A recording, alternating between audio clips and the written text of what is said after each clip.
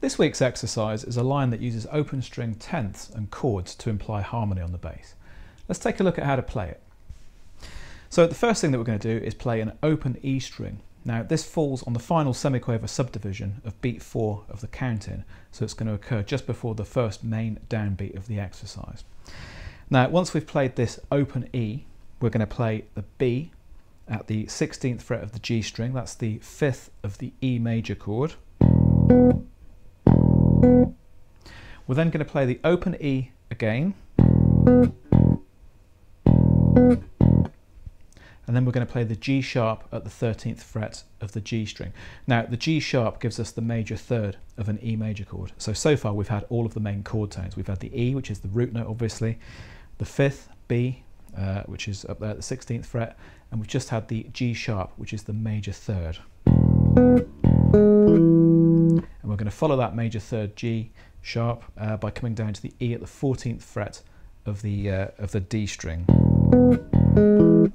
So that's our opening phrase. Now at the point where you play the open E for the second time and then play the G sharp and the E, you can afford to allow all of those notes to ring together because that's going to enhance the chordal nature of the line. Okay, so that's the first phrase. Once we've done that, we're going to slide into the B at the 14th fret of the A string. We're going to follow that by playing the D and the E on the D string. We're then going to follow that by playing the C sharp at the 11th fret of the D string, and then we're going to play the open A string. That's going to be the final note, or the penultimate note of the bar. And the C sharp and the A together give the sound of an A major chord. A is the root obviously, C sharp is the major third.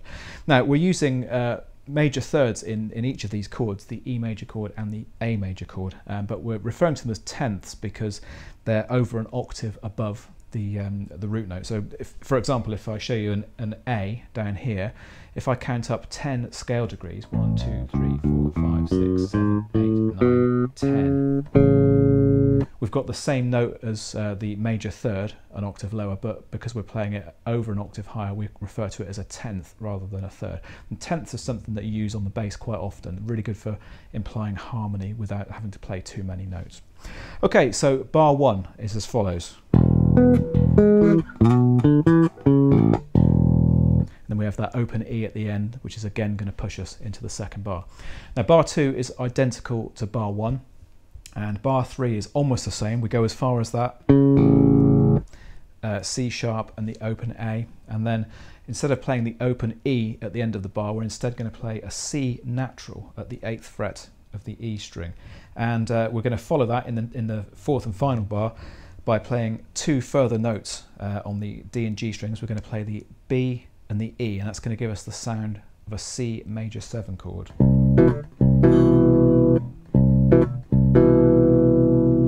Really nice chord. So we've got the E on the top there, that's the major third, and then the B gives us the major 7th. We then switch to a D.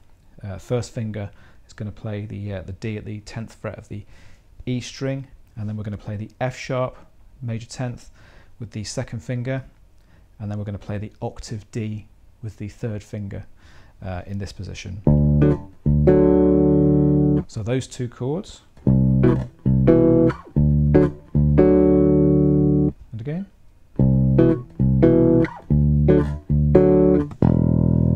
And then we play that E as the final note of the 4th bar, and that's where the line repeats. Okay guys, I hope you've enjoyed the latest instalment in my Bass Lick of the Week series. Don't forget that, as usual, you can download the PDF worksheet and backing track by clicking on the link below, and please do let me know your thoughts in the comments box. I'll see you next week for another bass groove.